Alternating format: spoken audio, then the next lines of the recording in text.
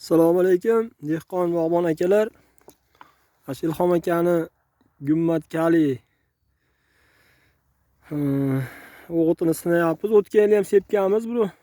Natijalar yaxshi bo'lgan. Mana bu yil ham 3-chi oxirgisini sepyapmiz. Mana qulpinoylarda biz tajriba yangi sinab ko'rdik. Qulpinoyga juda foydasi zo'r ekan.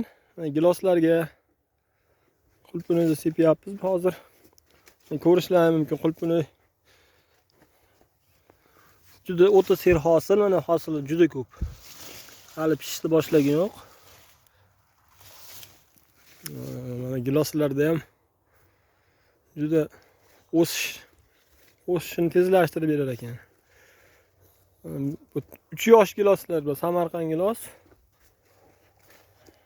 Qulpinoyga juda foydasi zo'r ekan. 3-marta sepyapmiz. Bir hafta uzog'i 8 kun, 9 kun farqi bilan sepilyapti. Mana giloslar o'sishi juda tez.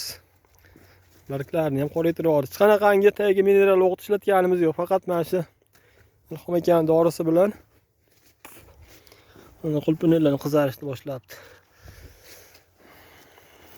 Natija zo'r xullas. Kimki olib sepadigan ishlatgan bo'lsa, tavsiya qilaman. Biz o'tgan yil sepganman mana shaftolida. Hozir shaftolini ko'rsatib o'taman.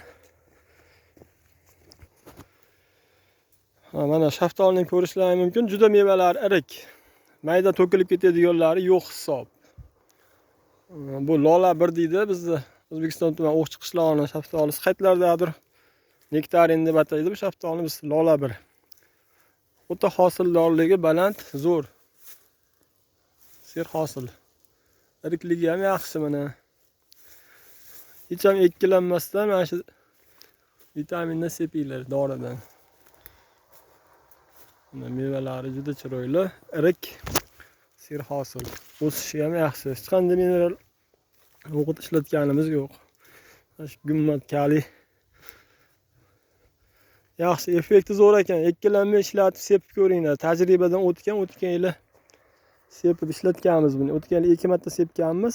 Natijasi zo'r bo'lgan. Mana bu yil 3-marta 3 marta sepish kerak ekan. Xullas, sepinglar akalar, ukalar, dehqon, bog'bon akalar. Bizda endi 100% bog'dorchilik, qaytlardadir bug'doy, g'alla ko'p ekan, bizda bog'. Juda chiroyli mevalar, katta bog'ning ichida.